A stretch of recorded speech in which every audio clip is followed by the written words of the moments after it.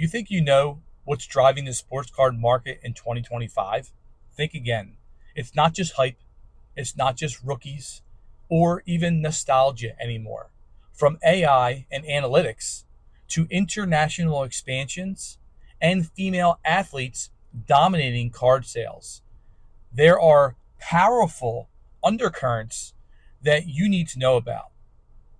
In today's video, we'll break down 5 unexpected forces changing the trading card game forever. But before we get into that, make sure that if you want to jump in, and a quick heads up, join our free insider club. It's a monthly email that gives you like heads up stuff on box release dates, retail, restock drops, and even collector news that doesn't really make it to our YouTube and YouTube channel and things like that. Make sure you comment insider. I'll send you the link, and it's free of charge. That's a great thing. So let's start with the biggest shift in the hobby over the last maybe like 6 months to a year, and that is AI grading. Now, if you don't know what AI is, artificial intelligence, if you don't know what AI grading is, look up tag grading transparent, system, So tag grading. Now, the first one is tag grading and transparent, I guess you can call it scans. And tag gives you full high-res diagnostic reports that collectors can actually see why the card actually got a 9.5 instead of a 10 or a 7.5 instead of an 8, and no one does that now. I sent multiple things into PSA, and sometimes I get a 7 or an 8. I have no idea why it got a 7 or an 8. So you're paying $40, $50 for a card to get graded, and they're not even telling you why they got that grade, which is ridiculous. So that's a main thing, right? PSA is AI grading tools. PSA, well, going back to tag first, I forgot a part, right? But as of May 2025, tag 10s are still trailing PSA 10s by about 20 to 30% in resale value. But that gap is closing. It's just like looking at diamonds. Like you have hand or lab grown diamonds, and then diamonds found in the earth. And the diamonds found in the earth are way more than the diamonds found, even though they're almost the same thing, that are made in the lab. So it's kind of the same thing here, right? Well, PSA and tag, they're both graded 10s. Maybe tag gives you more readings about why it's a 10 and why it's not something else, and PSA doesn't. But tag is still trailing them in the sales department, like the resale value. So PSA's AI pre-grading tools, they're piloting an internal AI tool to assist with grading. These don't replace graders, but they kind of flag the edge, corner, surface issues for final human review. I think that right now, I think you can't just go cold turkey and go to like AI grading. And I think that with all the flaws with PSA and whoever else, right, that you need a mix of that.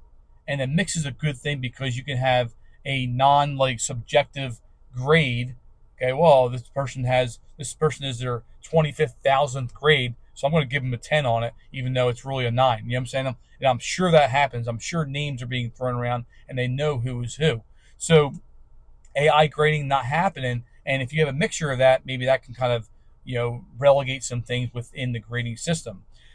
There's faster turnaround times. AI is speeding up the grading process. SGC and tag both offer 5-day grading tiers that would have taken weeks in 2022 and 2023.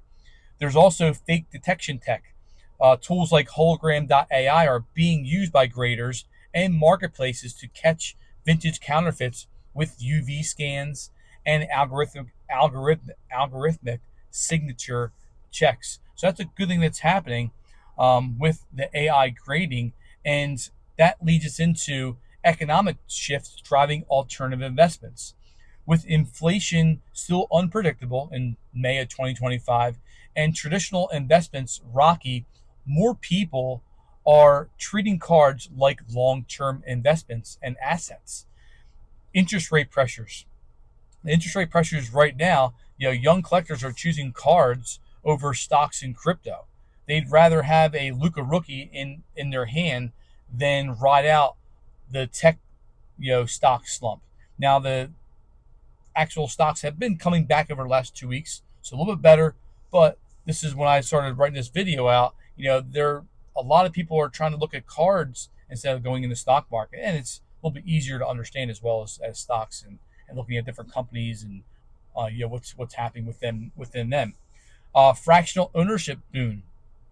And what that means is collectibles and Rally have grown 22% in active users since March. You can now own 1% of a $300,000 Jordan Fleer rookie card. So just like stocks, how over the last years, whatever that could be, you can actually buy a portion of a stock. Now you're doing that with cards that are worth like $300,000. So there's also tax smart swaps, which collectors are using high-end cards to offset capital gains, treating them like art or even real estate. And there's also celebrity influence. Drake pulled a $150,000 UFC card on stream in April, and that single moment drove sealed UFC boxes up, prices up overnight, 30% overnight, which is crazy. And so there are some economic shifts driving alternative investments with that, and those those four are a main ingredient on why that's happening. And of course, there's other ones as well, but they're the main ones I talked about. So there's also global expansion, like I talked about in my last video, and licensing wars. The third big force, the hobby's going global fast. Fanatics expanding into Japan and Korea. Topps Japan exclusive Bowman and Asia inserts included in quarter 2. Big hits among international collectors. Panini and Fanatics, their licensing battles. We've been talking about this over the last few months, right? NBA and NFL licenses are still in a war zone, and some collectors are holding off on 2024, 2025 prisms due to legal limbo. FIFA, UFC, and F1 card growth. International demand is up for global sports. Messi's 2022 Chrome Autos jumped 40% since February. So there's a lot of things happening in the market over the last 3 months with expansion and even licensing wars. And even retail cards in Europe and Australia, Topps and Fanatics, they have struck deals with big box retailers overseas.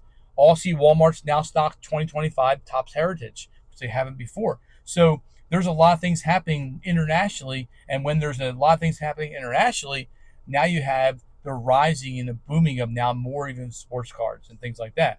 So what's going to happen with that? Are they producing more? Are they producing the same amount with a larger demographic? So there's a lot of things happening that we have to kind of watch over the next 6 months on what's going on. So the fourth one is don't sleep on women in the hobby. Caitlin Clark's insane market impact. Her autos are hitting $1,200 plus already. Bowman U and WNBA prisms and cards are seeing record-setting deals. Female content creators. There's a lot I've seen, over the last 6 months. Creators like She Collects Cards are building large female collector communities and spotlighting undervalued women's sports cards, which is a great thing for the hobby. Youth girls hobby tie-ins. I mean, I know my daughter, she watches a lot of baseball and things like that, but she's like really into the baseball and watching what products does she want, and she knows like Otani and Harper and all the big names and things like that. And it's a pretty cool thing to see, even though they're looking at these things. Over the last 6 months, it's been kind of going, getting a little bit more ramped up, I believe. But Upper Deck announcing upcoming releases tied to women's lacrosse and even volleyball, right? Which is a great thing to have for female women to collect and things like that. Topps Heritage, WNBA, I think it was. They had a retro drop, sold out in like 36 hours. And classic design meets modern stars, meaning like nostalgia and progress in one pack.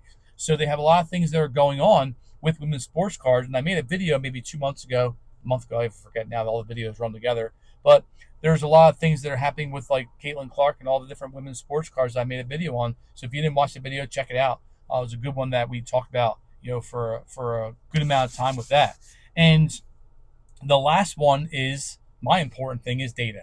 And if you're not using it, you're behind. Just like in like 2005, 2006, sabermetrics started happening in MLB. Maybe a little before that, maybe after, I totally forget. but you have all this stuff happening. Okay, it's not just about slugging percentage. It's not just about on base percentage, OPS, on base and slugging. It's not just about average. Not just about ERA. Now it's about all different kind of stuff now, right? Wins above replacement and WHIP and all that stuff that they didn't have 30 years ago. And if you're not using that data, you're behind. And it's good to see exit velocity and how hard you're hitting the ball and things like that. There are some bad sides to that as well, but it is a good thing to see that you have more data, and the more data you have, the better you can kind of understand what's going on with actually hobby and sports.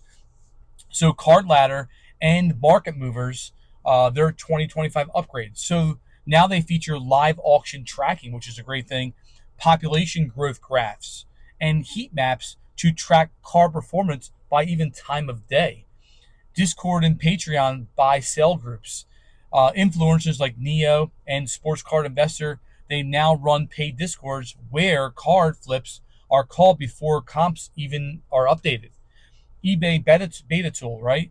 eBay now tests a price smart compare, and I've seen this over the last few weeks, showing past comps, PSA pop, and a sell through rate chart even in the search results. So these things are helping the hobby out to help collectors like you and I understand what's actually happening and what are the good things to get, what are the bad things to get, what are the good things to invest in, or to grab the singles or whatever that could be. Because singles are the way to go, but that's just me looking at it, right? But watching pop reports carefully. Acuna Jr.'s PSA 10 rookie pop went from 18,000 to 30,000 in 3 years. That's why smart buyers are pivoting to like rarer parallels and things like that. So that's really your snapshot of unexpected trends shaping the card hobby and the card community in May of 2025.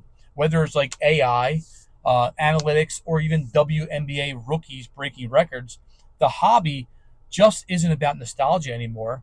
It's if you want to stay ahead of the game and you want to look at data, and there's a lot of data going on. And even if you want to stay ahead of the game with me helping you out, make sure again you comment Insider, and I'll send you the link because you can stay up to date with release dates and box drops, all that kind of crazy stuff that get into more deeper dives than even this right here. This is kind of like what I'm trying to do for these emails to give you a lot of data and help you understand things and what's happening with actually the market and the community. But other than that, I appreciate you guys watching. Let me know what you guys think in the comments because there's a lot of data I've been trying to throw at you guys, and I'll link some things in the description of what I've been talking about, but it's easy to find on Google, all the different data I've been finding and showing you guys. But other than that, I appreciate you guys watching. Let me know what you guys think in the comments. Make sure you comment Insider, and we will talk to you guys next time. Have a great week.